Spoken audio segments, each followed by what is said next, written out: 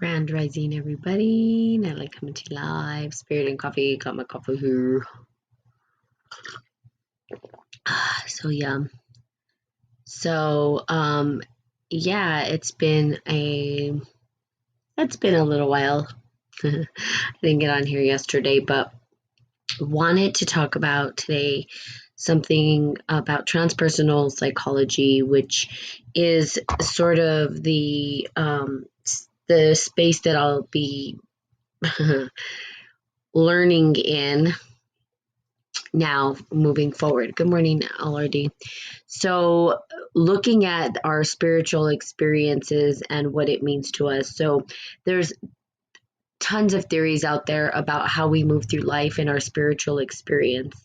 And some of the theories sort of arise, at least in Western culture, from people like Carl Jung, Sigmund Freud. They came up with a new psychology. Before that, it was, they were looking at psychology, and they had psychiatrists, and they had people in psychiatric wards, and they would try to, if somebody had a mental illness or something was mentally quote unquote wrong with them, they would shock them. I mean, they did some horrific things to individuals, people with schizophrenia. They were trying to get rid of people who they felt didn't meet the normal standard of society. So as history, went on, we had people like Freud who came out and said, let's kind of look at this, the dream world, let's look at the shadow side. And then they started a different psychology, right? Where they opened up to what we call the dream world or the shadow. And then Jung went as far as to say, we need to start looking at this more intently and start writing about it in the literature, the academic literature, where Freud said, no, we've got to keep it scientific. Carl Jung wanted to look at things that could not be proven right, wrong, or within the framework of academia. And so there arose this new psychology, one of them being transpersonal psychology. And I can tell you that when we talk about it from a scholarly level, that some people don't necessarily in the academic field call it a scientific academic. They don't give it merit, basically. They don't give it what I believe is important for us, especially if you're seeking therapies. Good morning, Blessing, L Blessing.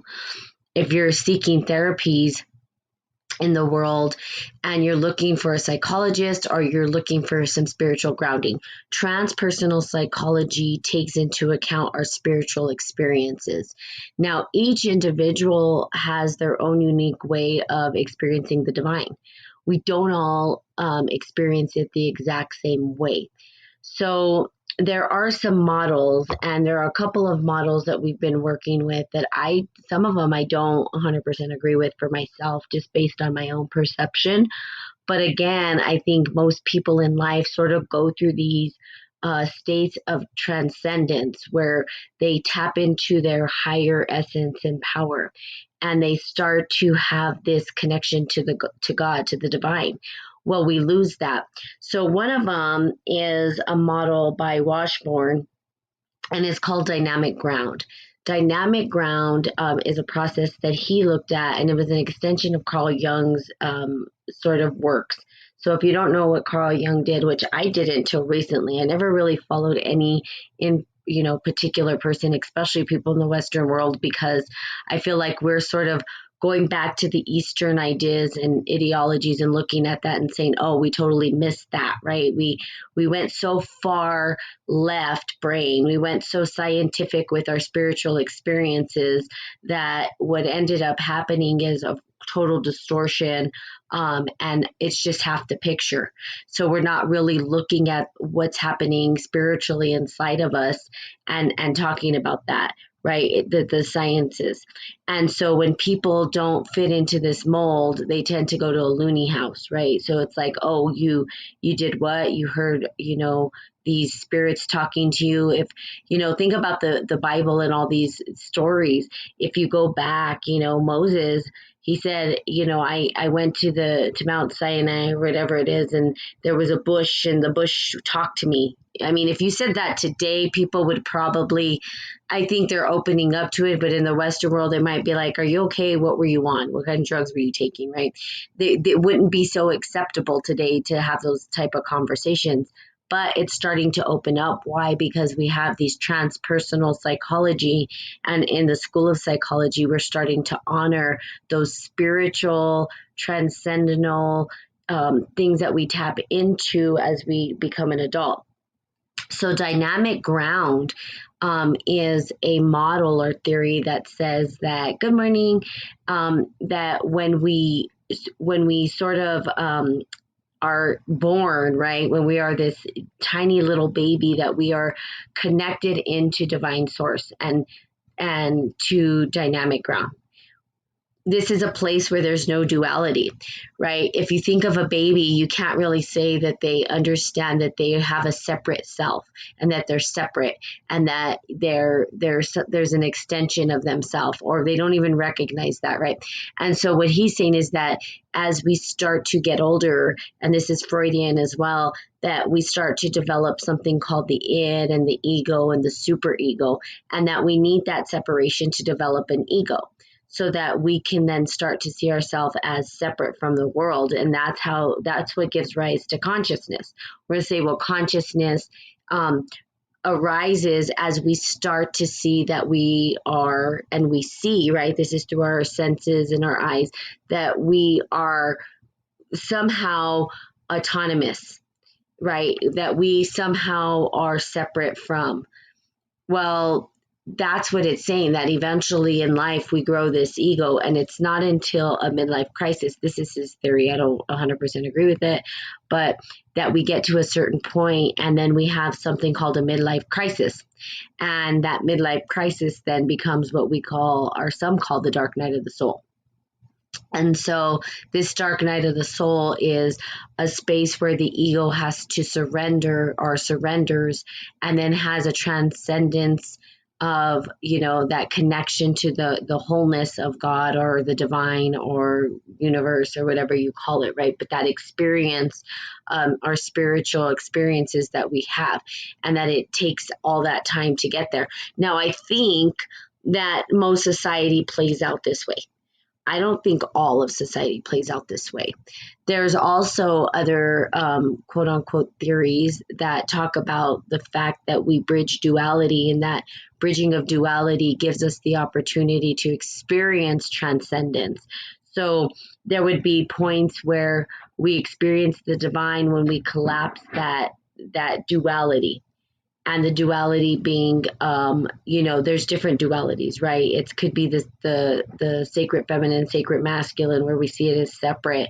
But when we start to bridge it into wholeness and we start to connect the two, that when that starts to happen, we start to have those beautiful transcendence and miracles. We start to experience miracles. And we can get to the point where we become the witness, right? And then after we become the witness, we go into the context. And I think the context is where we sort of would disappear. I think we'd lose our minds if we hit that state and couldn't get out of it. So it's almost like this progression that we see happening with individuals. Rarely will people get to a space where we can actually experience this. And it's very few people that will take the journey and actually experience that space. Okay. Have a wonderful day. Sorry, my day just got slapped. No worries. I imagine it's because we're not talking about sex, which is our sexual stuff, which tends to be more of a popular topic, right? um, I could get on here and talk about, the consciousness. And it's not until it becomes a sort of pop culture that individuals will come on here. So it literally, this topic right now, most people aren't going to listen to, most people aren't going to apply it to their life. Why? Because it takes a lot of work and a lot of digging deep, right? It's deep thinking, deeper than most people are willing to go through. And not because they're right, wrong, good or bad, or, oh, someone's better than. No, it's because it's not an easy task to get to a place where we're really looking at that duality, when we're really starting to bridge the gap and sort of find that space of balance. It's not an easy process, and most people don't and won't. It just is, until they're forced into submission, which is what I call a tower event. And then they have to look at it, right? They have to start dissecting it and looking at it.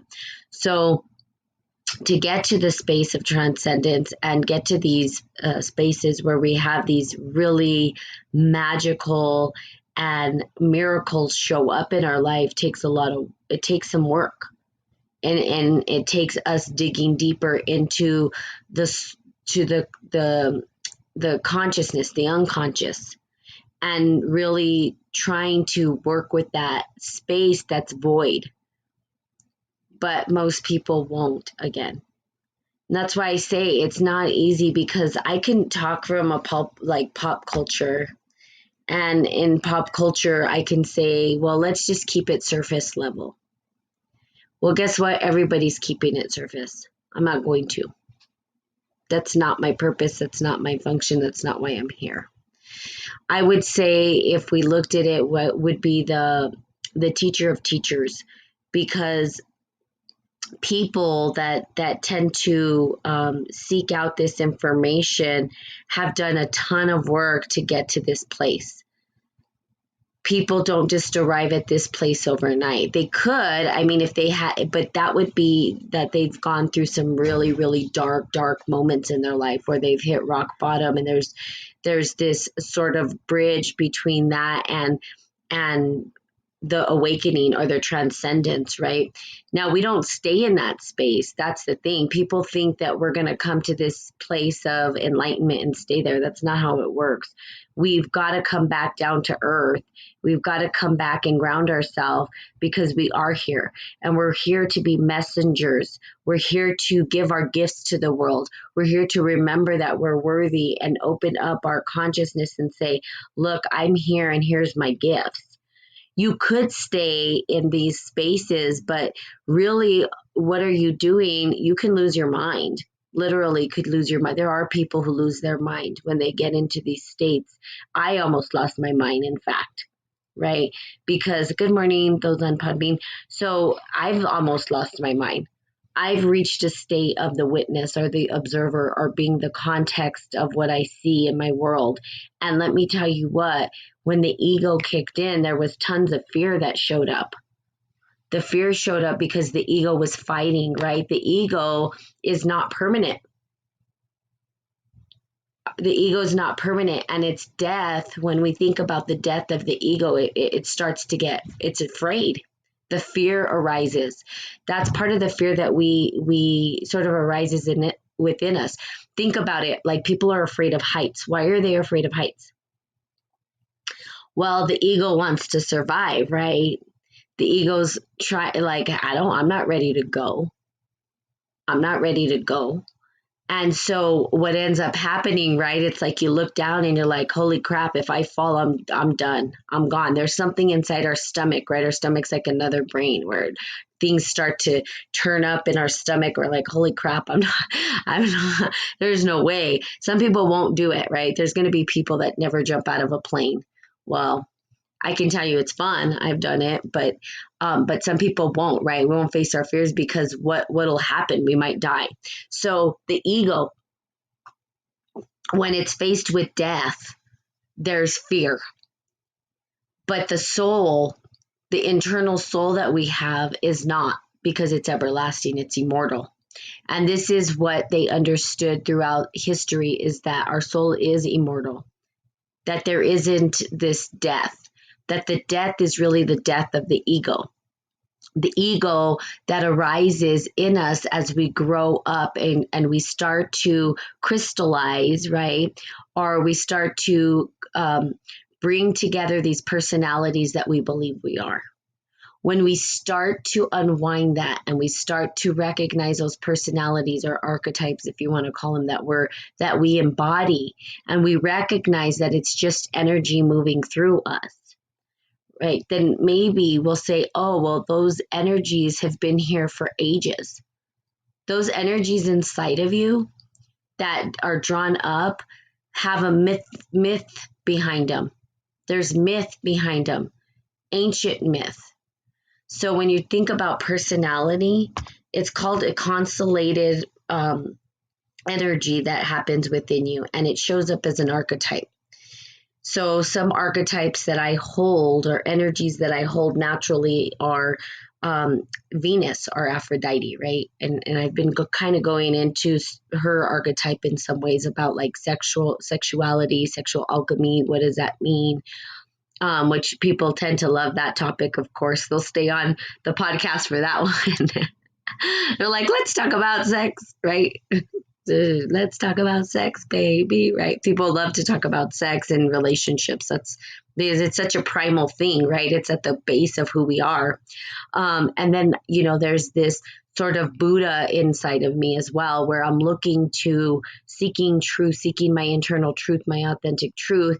Right. And then, so if you're looking at your archetypes within you, if you know what energies exist within you, you can work with them instead of against them. And this is where the suffering sort of shows up, because we tend to not listen to some of these archetypes that are there to help guide us. They're there to support us through the process. Okay. They're not the ultimate God. Of course not. Right. We can never truly understand the ultimate God, but there are these patterns. If you thought about creator as creating these patterns that exist within the realm of this time and space, that there's this rise of archetypal energy that shows up, and that rise of energy exists within us. And so when we start to learn what archetypal patterns exist within us, what energies are personalities, if you want to call it that, might be an easier word, then we start to say, oh, I know how to work with this energy. I know how to work with it for the benefit of myself and humanity. I understand my purpose with this particular energy, right? Because there's all these energies that are sort of clawing at us. Think about it. You're not the same person you are with your maybe wife or husband or even friends. Like, you're a different person, right? This whole new different person sort of triggers or turns on, and you're like, whoa, like now we're talking about something totally different. Maybe I'm talking about sports with my friends, and with my wife, I'm talking about something totally different, like dinner or whatever it is. Hey, Linga, how are you? So as these archetypal patterns show up within us and we learn how to utilize them, right? How much have I missed? Well, I just talked about dynamic ground, and I talked about a couple of theories within transpersonal psychology. And I was talking about how most individuals, it's funny because I have people getting on and off really quickly. Most people won't do the work necessary to experience the miracle. And to experience the miracle, we've got to, or get to, really dig deep into the psyche. If we don't dig deep into the psyche, we're never going to get there. But most people keep it very surface level, and they want some woo-woo, I don't know what feelings, and that's okay. There's nothing wrong with that. But it's not going to get you to this space where you become the master of your universe. Okay.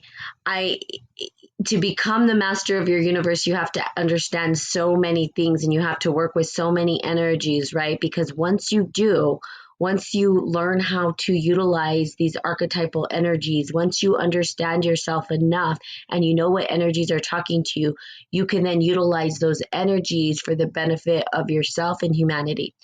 And if we don't understand them, right, there's sort of they're moving through us or they're happening subconsciously.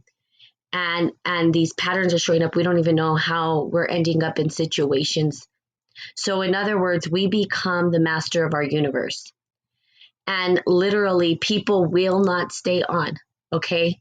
He-Man, the master of the universe. Hey, I was She-Ra when I was growing up. I love that. Me and my cousin would play He-Man and She-Ra. And I just got my what is it? Not my Kwandao, my broadsword yesterday for Kung Fu. So I have a broadsword now. Be learning how to use a sword as a weapon. To protect and serve, not to harm. But most people won't stay on long enough to understand. They don't want to. It's not that they don't want to. It's a lot. It's a lot of information. I myself can't process all of it either. You know, I'm human. It's not an easy journey to take. But most individuals tend to sort of stay at a surface level understanding of their spiritual life, or not at all even. Or they numb themselves out because it's easier. It's not easy to go through the process and become the master of your universe. People want to, and they take all kinds of self-help stuff, and then they're like, oh, how do I manifest what I want? I'm going to manifest. I'm going to, I'm not saying that The Secret's not good and all these other things aren't good, but they really honestly are speaking to pop culture and to the masses. To really get deep is to know thyself, right? You have to know you. And to understand you is to start to have those dialogues with the voices in your head and understand what they're trying to tell you, because there's a greater energy at play. Those energies that are coming up in you, these really amazing individuals throughout history, and let's just talk about them. And I always talk about them: Tesla, Leonardo da Vinci, Einstein. The list can go on and on and on and on with all these people. And guess what? They understood this work. They understood spiritual alchemy. I don't care who you talk to, just go back in history and start looking at it. They understood how to stop speaking to myself. They all understood how to utilize the energy. And notice, Linga, that, okay, so we have this Oleg who's on here still. Awesome. Thank you. But literally, it's you and I. If I talked about sex and I talked about relationships, I'd have a whole slew of people that, because that's what they're working out right now. They're working out from the soul space. They're trying to understand how to bridge the gap in sexual relations, right? And being with people and individuals. They're trying to figure it out. That's what they're doing. And so when I talk about that, it becomes popular. And that's okay. There's nothing wrong with it. But if you want to be the master of your universe, it goes beyond that. And it goes to the place of you really digging deep into yourself and understanding what energies are inside of me. How do I start to bridge the gap of duality that exists around me? If I don't understand how to do that, you can get half results for sure. You can get results. I'm not saying you don't get results from some of these things that you do, but until you dig deeper, you will not be the master of your universe. It's not going to happen. Now, the master of your universe doesn't mean that you control it all, okay? You mentioned sex and you arrived. It's true. I'm telling you, if I just talked about sex, I'd have everybody's attention. So that's how I'm going to start my stuff. Sex. Here we go. I don't have sex. But everybody wants to talk about that subject, that topic. But when we're talking about stuff like the theoretical understanding, right? It's a theoretical understanding. It's not the truth, but it's an opportunity to help people, move them along and help them and guide them into being the master of their universe. Now, their universe, not the ultimate universe, okay? I'm not talking about like this galactic, I'm going to create worlds, and you could, but we're not even there yet. Like, we're so far removed from understanding who we are, like who we are, truly who we are, that wouldn't even happen. I mean, you could try, but not everybody is there yet. We had individuals who were there. Again, Tesla, look at what Tesla was doing. He was then using electricity. I mean, I was watching the freaking lightning happen outside my window the other day, and I thought about that. I said, wow, that is that field, that force of electricity, right? That lightning, I mean, you can feel it, you can hear it. I mean, think of thunder, man. It just, it rolls and roars, right? And you say, holy Jesus, Tesla was using this energy. He knew how to utilize that energy, how to harness it, how to I don't want to say manipulate it, but work with it. He knew how to work with lightning, electricity. Like, that's pretty badass, right? He didn't get there by saying, oh, well, I'm just gonna be surface level, and no, he was digging deep into who he was as an individual. He was using spiritual alchemy. He was an alchemist. As within, so without. We do not create our universe and support the universe until we learn our own universe. Nobody knows who they are. We just don't. That's just the reality. People are walking around and they don't really know who they are. They don't truly get who they are. If they did, trust me, there would not be this convoluted leadership that we see. It wouldn't be that way, right? So they numb us out. So how do we get there? How do we get to these transpersonal experiences? Again, we have to look at some of the archetypal energies that we're working with. What is talking to us? What is that voice inside us telling us to do certain things? Why is it that I have a different energy or feeling when I'm around certain people and another feeling when I'm around another? How come we're not paying attention to the energy inside of us? Why are we so focused on what's happening externally instead of focusing on what's happening internally? Okay, so one of the popular topics today is COVID. I don't talk about it because for me, it doesn't exist in my universe unless someone's talking about it. But if we did talk about it, and why doesn't it exist in my universe? It exists in everybody else's. Why? Because you're allowing that conversation and that dialogue to dictate your life rather than looking at your own understanding of why is it triggering you? Why do you care? Why do you care if people get shots or don't get shots? Those things inside of you, you get to ask yourself instead of pointing fingers. But the majority of the population, I can tell you right now, I could even go on these platforms if I wanted to, which I won't, and talk about it. Okay. And we can say, look, let's take a look here. What are the conversations? The conversations are people are stupid for not getting shots. People are stupid for getting shots, this and that and the other. And everybody's pointing fingers. That's what's happening. Okay. Oh, what the government's doing, they're stupid. They shouldn't close things down. Oh, the government's stupid. They should close things down. Oh, this, oh, that. And guess what? Everybody's been in the dialogue of COVID for I don't know how many years. I have not been in that dialogue. Doesn't exist in my universe, right? It does now because I'm bringing it up to make a point. Rather than pointing fingers, and this is just one thing, and it's because it's so common right now. Rather than pointing fingers, ask yourself, why am I so upset about if people are getting a shot or not? Why am I so upset at the way the government is right now and the choices that they're making? Why is it that that? You start to do this introspection. That introspection has something called a duality in it. The duality being, okay, there's us versus them, right? It's the people that don't get the shot, the people that do get the shot. So how do we bridge that into wholeness, into oneness, to bring us back to one? We are not separate from one another. We are connected to one another. But we cannot get that dialogue out of our existence and universe until we understand that, until we know who we are.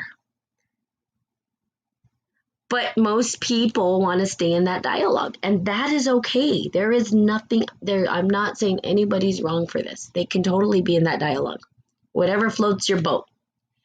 But if you're looking to transcend, right, our experience with these transpersonal experiences, then what we get to do is bridge the gap between the two. My dialogue about it, if someone says to me, is I have compassion for both. Because why? Because I understand the ego. The ego wants to survive. People don't want to die. They're afraid of death. So if they feel comfortable getting the shot, go for it. If that is going to make you sleep at night and you feel like that's the right thing for you, awesome. And on the other spectrum, if you don't want to get the shot, I understand it's because you don't want to die. You got to understand, these people are both thinking that they're going to die either way. So they don't even understand that they're afraid of the same thing. They can't even get past the you should do this, do that, to really understand that the real issue here is death. They're afraid of it. So looking at it and saying, okay, their ego wants to survive. Their ego thinks that the best thing to do is not get it. Because if I get it, I'm going to die from whatever's inside of it. I don't know what's in that shot.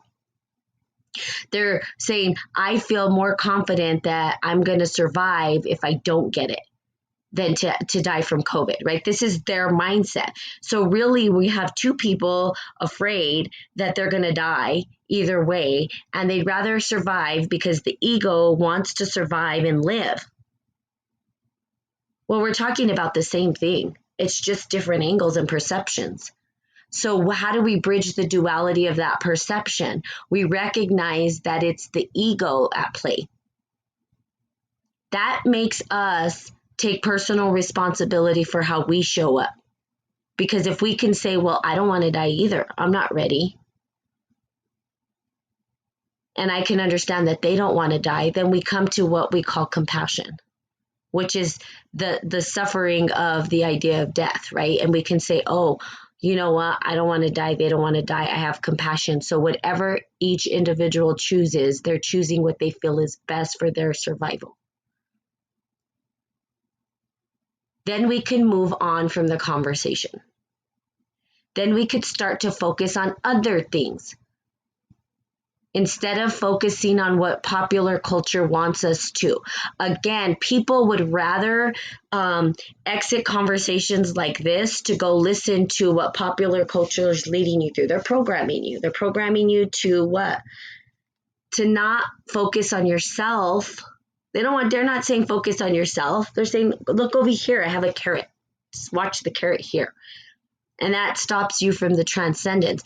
Because when we start to bridge these dualities and start to understand that we are one, and we start to heal from those dialogues, and we start to recognize that the ego is at play, and we start to let go of the ego and surrender, we start to have transpersonal experiences where we start to feel and connect into the oneness of the source. The source is not caring whether we get shots or not. That's not the concern. The soul is everlasting. It's not afraid of death. But we cannot focus on our immortality of the soul if we're focused on the ego's idea of death and not wanting to live.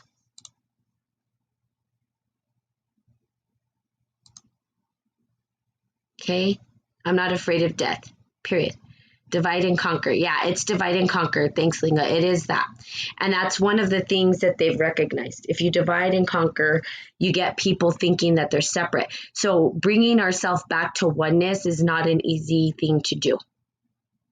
We have collapsed distinctions everywhere. We have misdirections everywhere. People giving us information. We don't know what's real anymore. People don't know what information's what. They get caught in the dialogue of conversations that are not even supporting their spiritual evolution. It literally isn't. It's keeping them in a trap of a conversation that keeps them chasing their tails. And guess what? They're going to go to their deathbed and say, what did I do?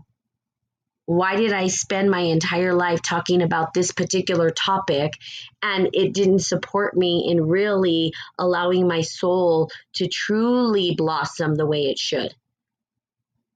There is a term that I want you guys to look up. It's called entelechy. There is this beautiful meditation that I did within one of my courses, and it's the entelechy.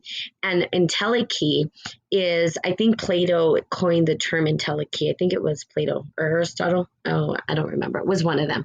Anywho, entelechy is our self maybe 1,000 years from now.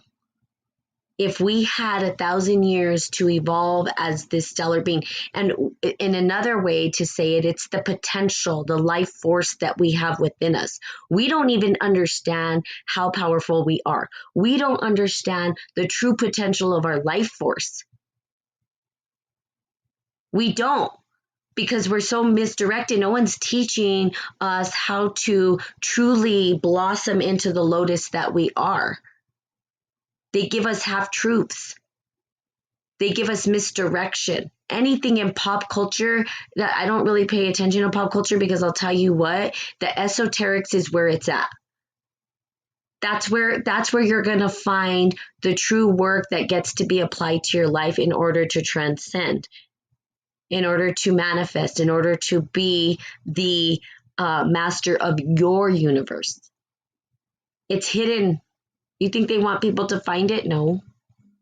It takes years. I have books that are worth $500, $600, and guess what? They're going to go out of print soon, because it's truly a map to the soul. It's saying, how do we utilize the soul? What does a soul even look like? How do we tap into that understanding of what is immortal, that's beyond us, that transcends us as a human thing, as the flesh, as material? It goes beyond that. But it's not an easy thing, right? It's totally not. So most people will be like, nah, I'm just going to do it over here. And that's okay. There's nothing wrong with that. But for those who are on a journey to really, and are really interested in the life force, it's looking at your full potential. Now, here's the deal. And this is what Plato said, or whatever. One of them. I'll figure out who it was and tell you the right person.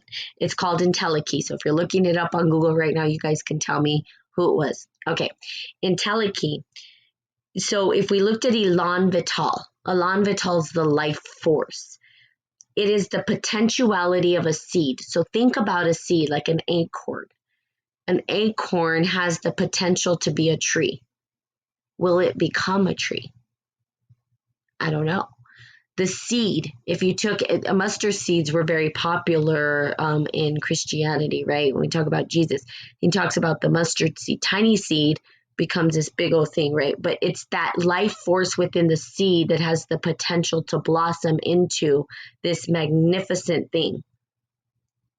So entelechy is that potential within you to blossom into your fullness. Now, I'll ask a question. Do you think that you are truly experiencing yourself in your fullness? Do you think that you've evolved to the point where your true potential has arisen?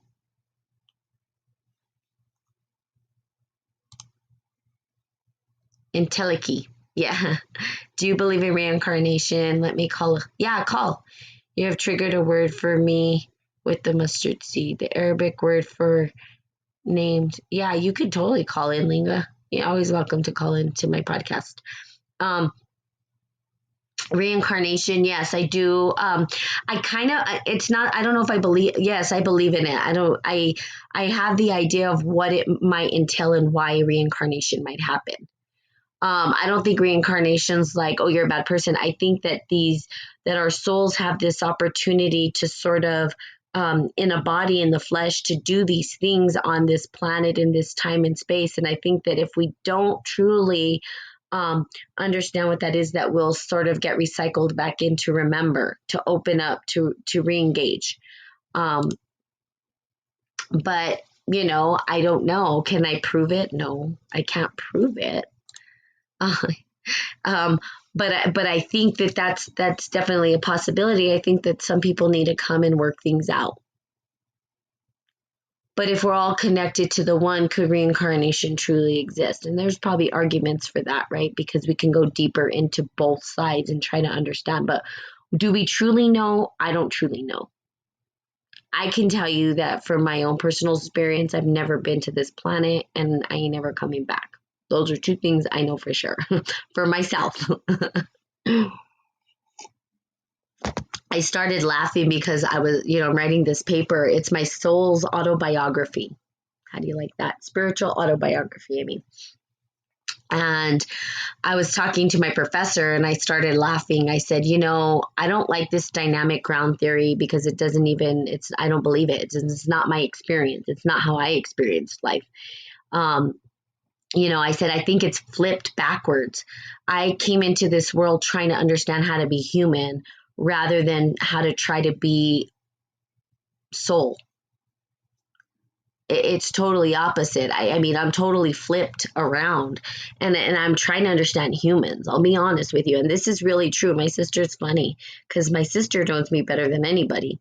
And when she talks to me, she tells me, now, Natalie, this is how humans, she has to talk to me like that because I don't get it. I don't get how people don't understand their connection to the divine, that the divine spark exists within them and that they have the power, right? And that God or universe or whatever you want to call it is with them always and inside of them.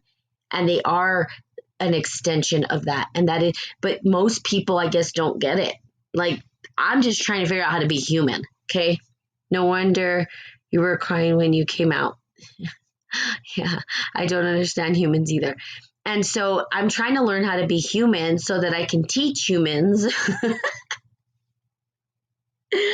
So I am human, right? In the flesh, I've come out human. And this is my first time being a human. I don't understand. I just don't. And I'm really trying super hard. I'm trying so hard to understand, to support, to guide. And my professor totally laughed. I was like, I don't get it. How could you, I never went through the process that most individuals go through, which is that forgetting that they are a part of the divine and the divine lives within them. They seen it as this extension of them and then forgetting about it. And no, that's my whole life has been this. It's never not been this. So let me invite Linga and let's take a look and see what Linga has to say. Hey, Linga. Good morning. Do you remember me telling you about my kids saying before they were 5, they were saying, I don't want to forget? Yes, I do remember that. Yeah. I wonder if that's the same thing as what you were talking about. Yes, it could be. So dynamic ground, there's a bunch of theories. And so some of the theories or models that we're going through, right, is one of them is called dynamic ground. It's an extension of Carl Jung's work and Freudian work, where there's sort of this process of an infant and the evolution and the process that they go through. And, as a child, as brand new baby born, they say that they're totally connected to source because they don't have that distinction between us versus them or an I or a self, right? They don't know what a self is. They're just there and they're just connected into everything. And it even says like in their brain chemistry and everything. So as they start to develop, part of the model talks about the mother and how the mother, or the great mother, right, is sort of that connection, that primal beginning. And the connection to our mother is so powerful. When we disconnect from the mother and the mother, let's say, for instance, the baby's crying and hungry, but the mother can't attend to the needs of the baby right away, that the baby starts to develop an ego because it starts to see the mother as good mother, bad mother, right? I think that's kind of the terminology they give. And as the good mother and the bad mother, the good mother, fulfills the needs of the child, the bad mother doesn't. And the kid starts to learn sort of autonomy in a way, like understand that there's this separation. And so that separation then starts to lead into the development of the ego, where the ego says, I'm separate from mother. I'm separate. And then it starts to understand that it has a self and it's its own self. And then that there's other selves. And it starts to remember things that are separated from it. In other words, a toy. Like if a toy was taken away, it knows that the toy still exists, even if the toy isn't in its view. And so those things start to develop the ego. And what it does, according to this theory, is it draws us away from our dynamic ground, which is the source, the non-duality. That duality starts to exist within us and more. And then we get the id, right? We go through these sexual things, and that's like the next phase of adolescence, where Freud spent a lot of time and talking about the sexual connection and how that works. And so as the child starts to move and develop, the ego gets bigger and our connection to source starts to fade away. So it's possible that they understood dynamic ground in a way that they think most people maybe don't understand it. I don't even know if I like the word dynamic ground, but that's what he calls it. I just say source, connection to the grand design, whatever it is that you want to call it, right? And that perhaps it's the child or your child was pulling away from that. It felt that it was getting disconnected from that more and more. Maybe they could feel, that like they could feel the development of their own ego. And they were afraid to lose that. They were afraid to disconnect from it because the ego will totally doesn't want to be connected to it. It's so afraid of it. Yeah. So go ahead. Well, I was just going to say, you've talked about a few things tonight. Well, it's morning for you. But you've talked about a few things about if you actually want to move forward, you've really got to do some soul searching. You got to dig a bit deeper. There's no shortcut for that. Nope. Mm-hmm. Yeah.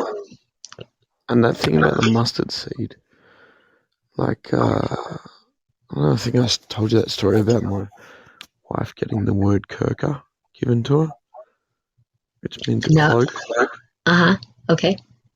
So she was given it to her by one of her spirit guides or something, and she wrote it on this paper, and we ended up going to this Sufi bookstore, and we asked them what this word meant, and she said, it means the black seed, or the mustard seed. Wow. And it was given. Wow. That's awesome. And what did she make of that message? It was knowledge. It was like a coming of age or a coming of knowledge. Okay. And did she do anything with that, or did she just hold it in her heart for herself and you guys and your family? I think she sort of just took it as a sign that things were on track. Oh, good. Okay. So it was like a message from the universe telling her you're on the right track, you're understanding, you're listening to the message, that kind of thing. Yeah, and here's some more, Here's some more for you. That's right. So when we get messages like that, like for instance, if I get a download or if I hear something, everybody hears these things, right? That's one thing that really bothers me about the spiritual, some spiritual teams. I don't follow anybody, but mostly I have my spiritual guides and that's it. But I don't just go out there randomly looking for spiritual people, because one thing that really bothers me, and this is one of the arguments against some of the theoretical models that there's this, oh, we're more spiritual, we're more enlightened, we're more, no, you're not. Get over yourself, first of all. Like, that to me is just, that's ego. That's all ego. Nobody's more of anything. We all have the potential, but it's a choice. Some people choose to and some people don't. Doesn't make them any less valuable or any less important or any less spiritual. We all have these abilities to tap into these transpersonal experiences. We get messages. Everybody gets messages. I mean, I know we all want to feel special, like that's part of the ego. Like, I have this big epiphany, and I used to do it, and I know it's ego. I myself have ego, right? I have ego. Just, I'm here. I wouldn't be here on this planet if I didn't have an ego. You have to, or you would die. Like, literally, you would disappear. Um, but it's like, oh, I have this great wisdom, and oh my God, I have all this, and then it's like, yeah, okay, and there's people around the world that are having these experiences. The big thing about that and what's important is, are you listening? And what does it mean for you? And applying it to your life. So if she received the message of the mustard seed, what did it mean for her? Well, maybe it meant she's on the right path and that she is the mustard seed and that she needs to realize her full potential, that maybe she feels small or maybe she feels like she's too small when really she's has the potential to be this big monstrous thing, right? That we don't even know. I mean, think about the seeds that, I mean, that's the miracle. We plant the seed and it blossoms into this thing that we're like, whoa, what is that? That's like so beautiful. So, It's it's go funny ahead. that you talk about like ego and I'm more spiritual than you and all this stuff. Like for anyone that's ever done yoga, Mhm. as a practice in like a class or been taught by a yogi that does it in a class.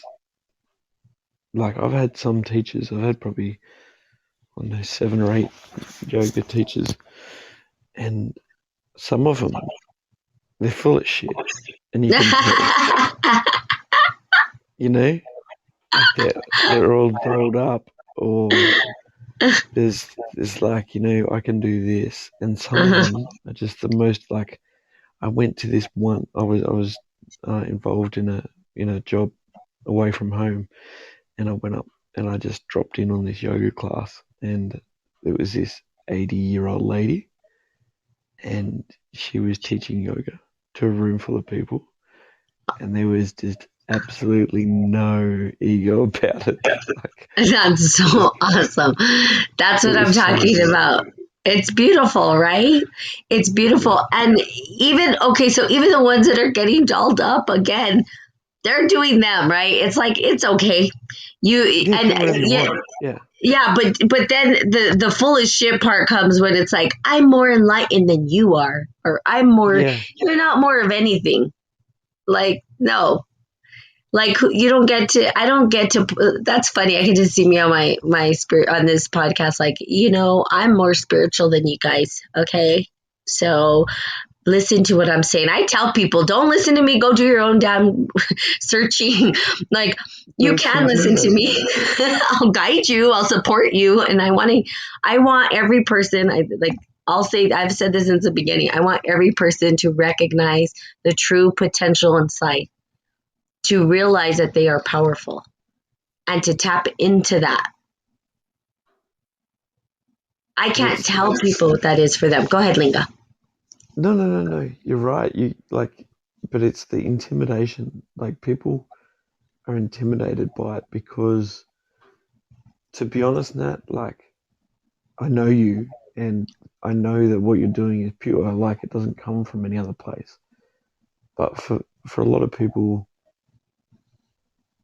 the really sad part, I think, is the lack of self confidence in the fact that you can roll your own journey. Like you don't have to look at anyone. You can look at someone for inspiration, but Sure. your story or my story is not going to answer your questions. You know, Exactly. That's exactly right. So it's our own personal myth. Now, what does Spirit and Coffee do? It supports you on your own personal journey. That's what this is here for. Will I get opinionated? Of course, I'm human. And I try to tell people, this is my opinion. This is not truth. I don't hold the truth. I can't hold the truth. There's nobody can hold the damn truth. That's another thing. Like, I guess I have a lot of triggers. This is my ego being triggered. But Yeah. I do. I have triggers, and my triggers are like people thinking they hold the ultimate truth, and that is truth. I'm like, stop it. Like, nobody has the truth. Please. You just can't. There might be facts, yes, and science has some facts, but when you apply some of those facts in theory, they're supposed to work. They don't even work. It's not even what's happening intuitively because we're just leaving out this whole other piece. It's too complex. You cannot say that you hold the truth. Even mathematics itself, because people say, well, that's the closest thing to truth, right? Is mathematics. Like we can but then you start to look and they're like, well, okay, well, is God mathematics? Not necessarily, because in some places, 0 equals 2. And people don't even understand that concept. But if they understood spiritual alchemy and if they understood the process of tarot and numerology, they would understand why 0 equals 2, right? Because in the potential of nothing exists the duality, and the duality arises. And when the duality arises, then the two come together to make a 3. So it's like literally people to hold the truth. Like, no, it's true that 1 and 1 equals 2 too. Because if we had 2 apples, well, we have 1 apple, another apple. Well, now we have 2 apples. But then there's parts of the apple. So could we say a whole apple's 1? I don't know. Anyway, I could go on and on philosophizing or whatever about this stuff. But the reality is I get triggered by that too. Like, this is truth. Oh, really? Okay. 2 or Let's do 0? Yeah, 0 equals 2. Yeah. Yep. And then it's funny. So you'll go further. And so people, we're humans, man. We're human, and we only have a little inkling of what's going on. But here's the cool thing. We have this potential. Elan Vital is what it's called, the life force within us that allows us to blossom into something greater than we even ourselves understand. We literally, Linga, do not understand the true potential. If we did, we wouldn't be living in this distorted reality that we have. This weird, distorted illusion we've created. I've often thought that you die when you get it. Yeah, it's almost like boom, and at the point of death too. It's funny because people with near death experiences are people who have died. I've had friends who actually have died. Actually, he's one of my spiritual guides as well. I call him a spiritual guide, but he gets it as well. He died and came back to life and came back a whole different person, like completely crazy. So, those near death experience, and then also like those near death experiences just right before the flash of things that go through your mind. Most people say it's all the good, like all the bullshit stuff that we made up that was nonsense doesn't even exist, right? Or the materialism that we hold on to. We're not at our deathbed thinking, oh, that beautiful house I bought. Like, that's not what's going through our head. It doesn't. It just disappears, right? What goes through our head is the time we spent with the people we love, really, mostly. It's like, oh, my kids or my wife or my mom and dad or whatever it is, or it's those moments that we shared among each other that matter. But we're so caught up in the material that we forget that during this lifetime. Again, ego. And that's why this podcast can go on for the rest. It'll never stop. Spiritual alchemy has been around, I say, since the beginning. Like, You can have historians say, well, in the time of 4 AD is when we started to see alchemy arise. I'm like, yeah, right. Alchemy is happening because it's natural law. Just replace it with natural law. It is the unfoldment of the patterns or whatnot. So it can go on forever. We can talk about so many different subjects, and each one of them tied to the spiritual alchemy, the alchemy of life, the process that we go through to get to these, again, these spaces of transcendence.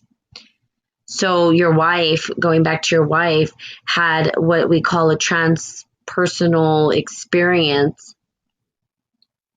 a spiritual experience. And, I call them downloads. I have my own terminology, but I call them just downloads. And she listened. And there was a message within that particular message she received. And that message was for her. And sometimes another thing, Linga, and for the rest of these people, sometimes your spiritual connections and these things that happen to you are meant for you. I know we want to make them for the world, but sometimes they're not. I mean, I'm one of those. I used to be like, guess what happened? And then nobody gives a shit. Like, yeah, okay, good. Good for you. Keep going. And I'm like, no, but you don't get it. And they're like, nah, we don't. And I'm like, well, they're not supposed to get it. It wasn't for them. But there's a difference there's a difference in understanding the meaning of someone else's story as opposed to helping people recognize those moments in that own manifestation of it. Sure. Like I think sometimes because no one talks at this level, no one's looking for anything at this level. You know what I mean? Okay. Sure, but there's some who are. You. There is. Yeah, there is. But what I mean is, like, because I've been listening to you for a year now, right? Yes. So I start to hear because you've shared your story or your thoughts on things. It's like inoculated another dimension to think about. So I think for people like Lou, who's in here a bit now and stuff, like you said, Nat, it's not your story. Like you can't tell someone's story, but what you are doing is you're encouraging people to look for their own story. Yes. Would that be right? That is correct. We have our own myth. But to find your own story, here's the deal. That's what I'm saying. It's not easy. People want an easy pill, and that's okay. Trust me, there are plenty of religions out there. There are plenty of systems that have been constructed. They've given us mythology to live by. They've said, here's the myth, but here's the deal. And that's good. There's nothing wrong with it. I listen every Sunday. Sometimes I'll listen to Baptist music because I love it. It's so awesome. And I listen to Science of Mind. We have a spiritual center for spiritual living care where I listen to Reverend Armani. Love her. I agree with a lot of the stuff that they say, and they're there to just help you remember who you are and stuff. And so, but there's systems out there. So of course it's easy and it's popular, right? It's popular to go to, Christian church, or to be part of the Buddhist community and all those. And there are processes, and they do have processes in place. But you're absolutely right. The distinction. Well, why spirit and coffee? So who gives a shit, right? You're right. It's the people who are ready to, these old paradigms don't necessarily support what we see happening in the world today. They still do. Part of it still does. But if we looked at the time of Jesus or Buddha, or if we looked at the time of Moses and all of these other prophets that came along, we see that the circumstances were similar but different. And so right now we're dealing with something that they necessarily weren't dealing with, and that's technology, right? Technology is a huge thing right now that we're dealing with in this generation, in this new, what I want to say, evolution of the world, right? This new world. Okay, so we'll look at it from like the native traditions. They think that there's several worlds that we go through. We're in the fifth world or something like that, according to some legends or whatever it is, prophecies. This new world brings with it technology, a technology that wasn't the same as the technology back then. So literally our times are different, calls for different language, calls for different perception, different way of viewing the world. Okay, so this is what spiritual alchemy does. And this is why this podcast exists, because each one of us has our own personal myth. Each one of us has our own personal universe. We are a walking universe. Our body itself is a walking universe.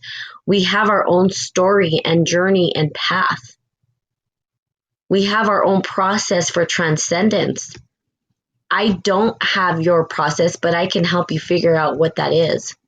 That's what this is for.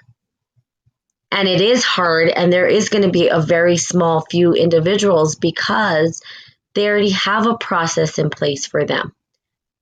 But we realize that those processes are not getting us to the level we need to get to.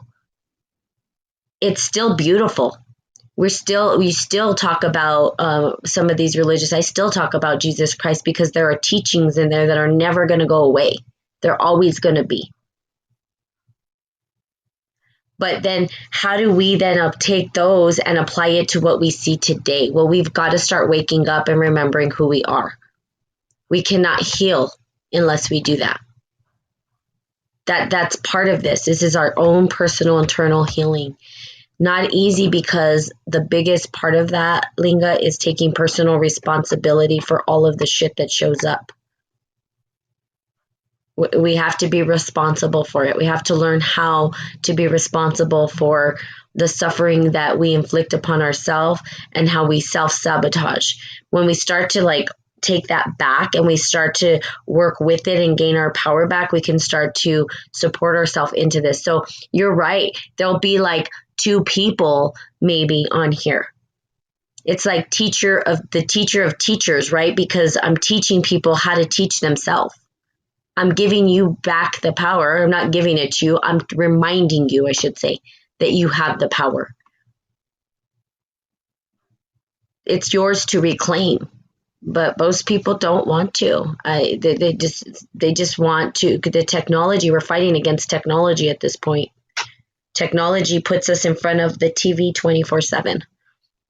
The programming, their programming. Not programming for your higher good or your process.